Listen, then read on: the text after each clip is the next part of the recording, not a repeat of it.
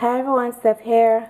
So how are you guys doing? I wanted to come and show you two projects that are first timers for me, meaning first time creating them, first time venturing into that area. So the first one is what you're looking at, which is ATC Easel Cards.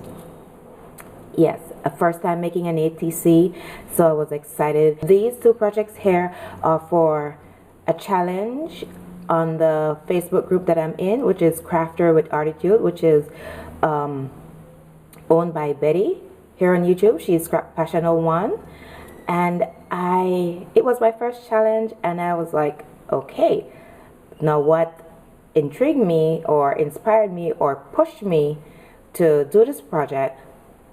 Simply because it was easel. I like all things easel. I like anything that interact or interactive. So I said, okay, I've always been afraid to try ATC cards because it's so flipping tiny. I mean, 2.5 by 3.5. Ugh. So I was excited and I like how it turned out. I did two different style. As you can see, one here is this is actually a tiny shadow box that I created, and the other one is more, I would call it more artsy type, like mixed media, if you will. So let's start with this one first. Like I said, it's a little shadow box that I created, and I love all things shadow box or dimensional. So what I used was the Spellbinders die. I'm not sure which label this is, I'm sorry, but I use the second to the smallest, I believe, or the second to the largest, I'm not sure. Anyway, and what I did was after cutting the die, I placed the die and traced the outer side of the die, the outside of the die, and I just cut it out just to give another layer, because the next die line up from this is like way too big. So that's what I did, and I did a tone on tone for the layering. Here I used a stamp and die set, which is from Sizzix and Hero Arts. I love stamps and die sets. So I used that damask there, and this is a stamp, and I stamp it and use clear embossing powder on that. I did a little before the paper pack that I use is from my friend Janelle, and it's an antique paper recolor box, which is this. Absolutely love it. So thank you so much, Janelle. And she also gave me the sticker and the glitter sticker and fabric sticker to go along with this line, which I used to make a mini album, which I'll share with you in another video after this. But like I was saying, the papers are from that, and I use a piece here to mimic like the sky. I don't know if you could see like the white. I use gesso to give like a the clouds. This, absolutely, I love this cute little wooden embellishment here, and I got this from Jane, Velocity Vet 08. Thank you so much, Jane. I heat emboss it using some embossing powder. I'm not sure from which company, and then I put some glitters on top. Love it, love it, love it, love it. It's a fairy sitting on a branch, and this is one of those Michael's dollar stamp. It's a bird cage, and it actually had a stand which I cut off, made it look like it's hanging from the branch. These tiny little flowers here are from an EK Success punch that I have. I love this punch, and I use the tiny little flowers from there because ATC are so small. You know, it was like, for me, I don't have much tiny things. So, and also this chair is from that same stamp and die set.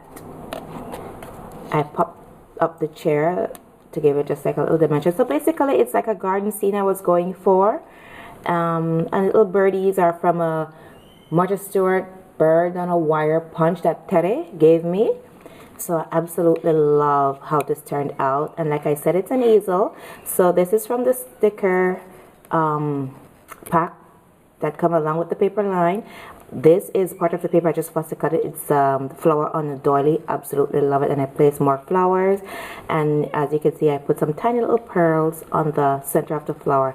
So that's the first one, and there you can see the shadow box. I absolutely love this, how this turned out.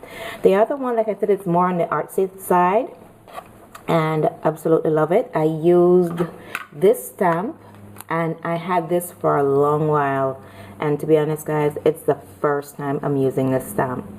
And I heat emboss it with Sparkle and Sprinkle white detail embossing powder. Absolutely love that embossing powder, and I hope you can see I didn't want anything too dark or anything. I was going more on the light side because of spring and, you know, the lovely pastel colors. And then I use ink and water with my paintbrush, and I color in the butterflies and the cardstock to have a background, you know, with a different color inks. And I use Stampin' Up inks for the purple, the yellow, and the bright pink there. The light pink is the Tim Holtz Distress ink, sponge sugar. So then what I did for this butterfly is actually this part. I just did the exact same thing, fussy cut it out and put dimensional so that it could be my stopper. And this stamp here is again another stamp from Michael's that I had a long time, Nature's Gift. So that's what I did. I fussy cut around the stamp image because again it's supposed to be ATC, and these are just like just a few millimeter larger than the actual 2.5 by 3.5, the topper that is.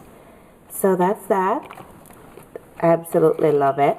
And now my other creation, which is a first, my second first, is I made a card. I made a card using Simply Betty Stamps, which is this. I'm in her Facebook group, and I absolutely love her images. I love how the face, I love the big eyes, the face, the hair, the body, always, you know, curvy and busty. So I love that. So the first here is my first time actually coloring an image, and love it. Yes, I love it. I am so proud of this image, the way I color it. And I use my Prismacolor pencil.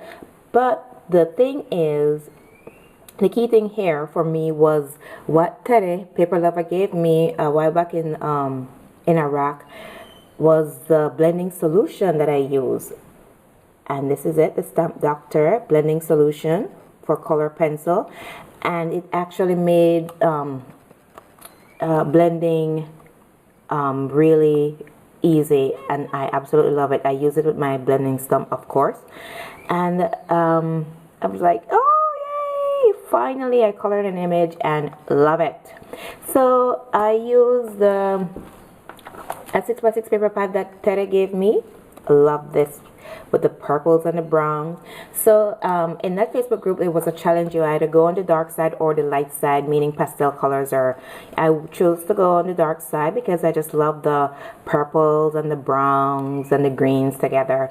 And I use a spellbinder die. I stamp her on a regular white cardstock, and I cut it out because I did not have an oval die, but you know, and I used some flowers from my stash. This is gifted to me from Sharon Suralair here, Suralair 1 on YouTube. Thank you so much, Sharon.